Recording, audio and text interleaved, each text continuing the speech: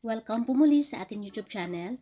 For today's video guys ay gagawa tayo ng empanada pero hindi ito yung ordinaryong empanada natin. Para maiba naman, saktong-sakto ito doon sa mga gustong gumawa ng empanada pero walang molder at nahirapan mag-shape ng empanada. Ayan, pinasimple din natin yung sangkap nito at lalong pinasarap kaya wag na nating tatagalin yan. Tara, umpisahan na po natin. Ang una nating gagawin yung kanyang palaman or yung kanyang filling. Ayan, dito sa ating kawali, igigisa muna natin yung ating bawang at saka yung ating sibuyas. Ayan, haluin lang natin ito or i-mix lang natin siya hanggang sa lumabas na yung aroma ng ating garlic at saka yung ating onion. Isunod na natin ilagay yung ating boiled chicken. Ayan, hinimay-himay ko na ito guys. Ayan, alam naman natin lahat kung paano gawin ito kaya hindi ko na pinakita sa ating video. Then i-mix lang natin ito ulit.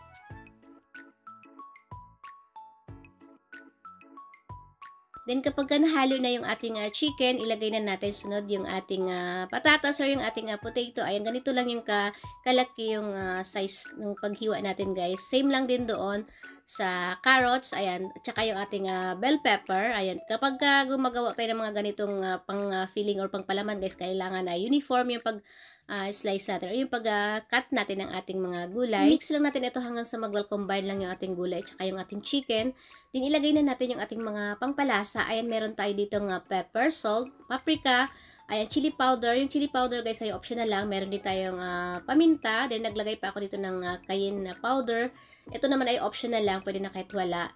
Then naglagay din ako ng chicken powder. Ayan, kung wala kayong chicken powder, pwede yung magic sarap or yung mga ibang pagpalasa nyo guys. Haluin lang natin ito hanggang sa ma-absorb lang ng chicken at saka ng ating gulay, yung ating mga pangpalasa. Ayan, kapag na-mix na natin maigi yung ating chicken, ilagay na natin ngayon yung ating milk. Ayan, full cream milk yung ginamit ko dito guys. Ito yung sikreto pang pasarap at pang palinamnam ng ating palaman or yung ating filling. Tatakpan lang natin ito, hayaan lang natin siyang kumulo guys ng mga 10 minutes. Then, ayan, after 10 minutes, ayan, haluin lang natin ito ulit. Dito sa part na ito, guys, huwag na natin siyang takpan. Ayan, hayaan lang natin mag-reduce or mawala na yung liquid dito sa ating kawali. Ayan, meron pa siyang liquid, guys. Kailangan pa natin siyang patuyuin. Haluin lang natin ito, guys. Then, kailangan pala yung apoy natin. Dito ay medium heat lang para hindi masunog yung ating palaman. Then, dito sa time na to, guys, or sa part na ito, pwede na natin tikman. Kung nakukulangan pa kayo sa lasa, pwede nyo siyang dagdagan, guys. Pero sa akin, okay na itong timpla na ito. Then, ayan guys, wala na tayong nakikitang liquid dito sa ating kawali. Ayan, pwede na ito guys, ilagay na natin siya ngayon or i-transfer na natin siya dito sa ating mixing bowl. Hayaan lang natin muna itong lumamig bago natin siya gamitin or ilagay mamaya doon sa ating empanada dough. Kaya kailangan natin siyang unang gawin kasi palalamigin pa natin ito guys. Hindi natin siya pwedeng ilagay sa empanada na mainit pa siya. Then, set aside lang muna natin ito. Ang susunod naman natin gagawin ay yung ating empanada dough. Dito sa ating bowl, ilagay lang natin yung ating all-purpose flour at saka yung ating salt. Then, i-mix lang natin ito. Then, sunod na natin ilagay yung ating oil at saka yung ating melted margarine. Ayan, ito yung brand na ginamit ko dito guys. Ayan, premium margarine ito. Mas mura ito compared dun sa mga ibang, yung real butter. Pero okay na ito guys. Masarap din naman siya. Ayan, i-mix lang natin ito hanggang sa magiging parang crumbs na siya guys or yung parang buhangin.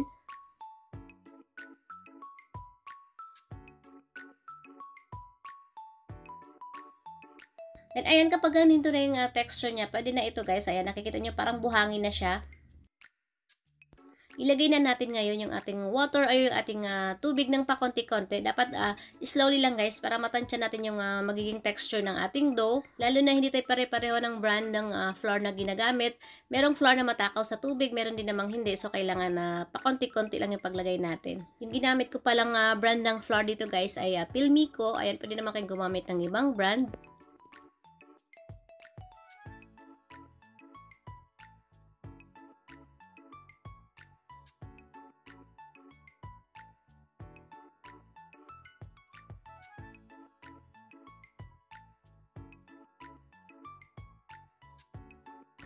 Dito guys, nalagay ko na lahat yung ating water pero parang dry pa yung ating dough. Ayan, nakikita nyo may mga tuyo pa na flour sa ilalim. Ayan, naglagay pa ako dito or nag-add pa ako ng 2 tablespoon ng water. Ayan, pag sa inyo naman guys, pwede kayo mag-add hanggang sa mabuo lang yung inyong dough. Basta pa konti-konti lang yung paglagay nyo ng inyong liquid guys or yung inyong water. Continue lang natin yung pag-mix natin hanggang sa wala na tayong nakikitang flour dito sa ating mixing bowl at magiging smooth na yung ating dough. Hindi naman kailangan gawin natin yung window pane test natin dito guys. Basta magiging smooth lang yung ating dough, pwede na yon. At saka wag natin siyang mamasahin guys, kailangan ganyan lang yung gagawin natin. Ipe-press lang natin siya.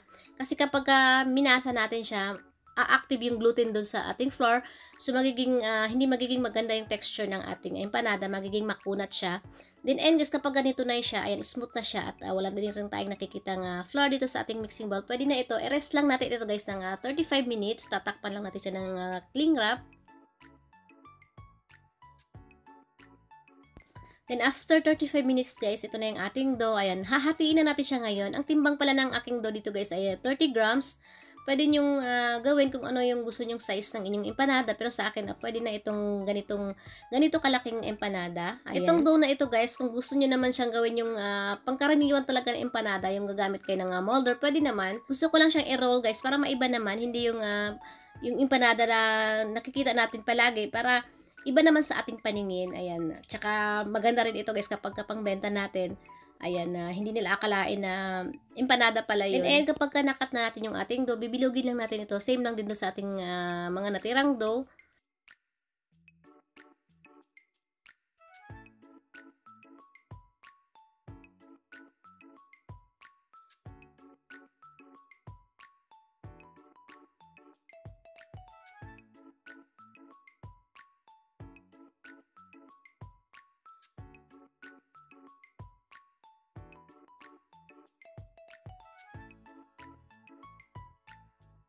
Kunin lang natin yung una nating binilog na dough, then maglalagay na tayo ngayon ng palaman or ng filling.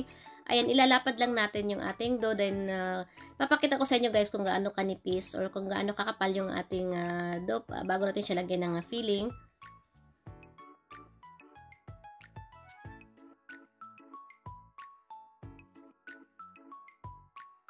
Ganito lang siya kanipis guys. Ayan, nakikita nyo sa screen. Para lang din yung lumpia wrapper na nabibili natin sa palengke. Ayan, ganun lang din. Maglalagay na tayo ngayon ng palaman or ng filling. Then meron din tayong cheese dito guys. Maglalagay tayo ng cheese para mas lalong masarap yung ating empanada. Ilagay natin siya sa loob.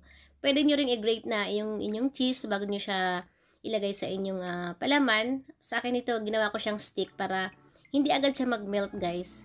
Then, ayun, para lang din tayong gumagawa ng turon dito guys, yung pag sara natin. Kailangan yung dulo ng ating dough, ayan, panipisin natin siya guys para saradong-sarado yung ating dough or yung ating empanada. Same lang din yung gagawin natin dito sa ating natira pang dough guys, ayan. Ilalapad lang din natin siya. Kailangan, wag nating masyadong kapalan yung ating wrapper or yung ating pangbalot guys. Kasi kapag masyadong makapal, matigas siya guys kapag ipiprito natin siya. Hindi siya masyadong crispy or flaky. Then, ayan, maglalagay tayo ulit ng cheese. Then, same lang din yung procedure na gagawin natin.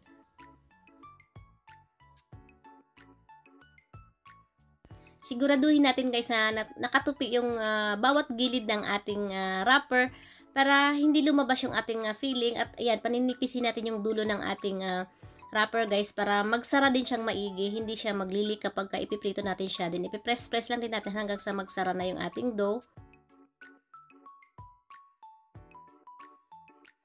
Then, ulit-ulitin lang natin itong procedure na ito guys dito sa ating natira pang dough. Itong filling natin guys, ayan, pwede nyo siyang gawing ahead of time or sa gabi nyo siya gawin. Then, ilagay nyo lang siya sa ref. Then, kinabukasan nyo na siya gagamitin para tuloy-tuloy yung inyong paggawa. Kasi ako dito, sabay ko siya ginawa guys. Pero okay lang naman kung sabay nyo siyang gagawin. Pero kapag maramihan yung gawa nyo guys, mas maganda kung gawin nyo sa gabi yung inyong filling. Then, ito yung natira natin pala guys na palaman, ayan, pwede natin itong ilagay muna sa fridge or pwede nyong doblehin yung recipe ng ating empanada daw guys para magamit nyo lahat yung inyong chicken or pwede nyo namang hatiin din yung recipe ng ating filling or yung ating palaman. Then dito guys, nagpainit na ako dito ng kawali, then kailangan i-test natin guys, maglagay lang tayo ng barbecue stick kapag nakikita nyo nagbabubbles na yung dulo. Ayan, pwede na yun guys, pero kailangan medium heat lang din yung apoy natin para hindi agad masunog yung ating empanada. Pilituhin lang natin ito guys hanggang sa slightly brown lang yung ating empanada. Balibalik rin lang din natin siya guys maya-maya para magpantay yung luto niya.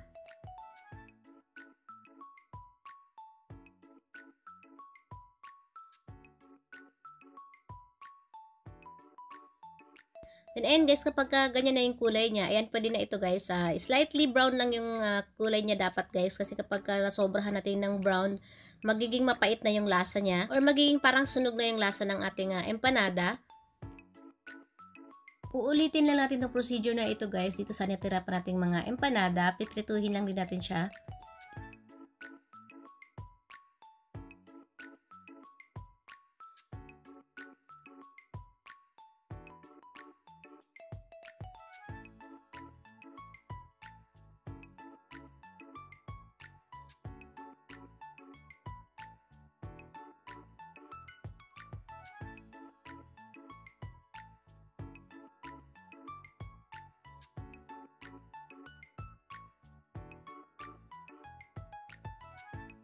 Ito na lahat yung nagawa nating empanada. Dito sa recipe na ito guys, dun sa 30 grams na ginawa natin, nakagawa ako dito ng 21 pieces na empanada rolls. Ayan, titikman na natin ngayon yung ating chicken empanada rolls. Napaka-perfect yung empanada daw natin guys. Nandun yung pagka-crispy, yung pagka-flaky ng ating empanada crust. Ayan, napakasarap at napakalinamnam din yung feeling natin or yung palaman natin guys. Ayan, medyo spicy siya. Pero kung ayaw nyo ng spicy guys, pwede nyo skip yung chili powder na nilagay natin. Papakita ko lang sa inyo guys kung gaano ka-crispy at ka-flaky yung empanada crust natin. Basta ang masasabi ko lang guys, sobrang perfect nitong empanada na to. Sakto lang lahat yung timpla niya. Kaya subukan nyo na itong gawin sa inyong bahay guys. At sigurado din ako na magugustuhan nyo itong empanada na ganitong version. Pwedeng pang merienda, pang baon ng ating mga kids. Ayan, kung gusto nyo siyang ibenta guys, ayan, pwedeng siya ilagay dito sa ganitong packaging. Ang benta ko dito guys, 120 pesos kada isang pack. Ayan, 5 yung laman niya. Ayan, subukan nyo na siyang gawin sa inyong bahay guys. At sigurado ako magiging bestseller nyo rin ito. Dahil hindi siya yung kapagkaraniwang empanada lang guys. Bago siya sa paningin ng ating mga suki. At hindi lang yung itsura niya guys yung binago natin, pati yung lasa niya guys ni-level up din natin. Ayan, sana may natutunan kayong bago ngayon dito sa ating ginawang video. Kita-kits po tayo ulit sa susunod pa mga videos. Maraming salamat po sa inyong panonood. Mag-iingat po tayo palagi.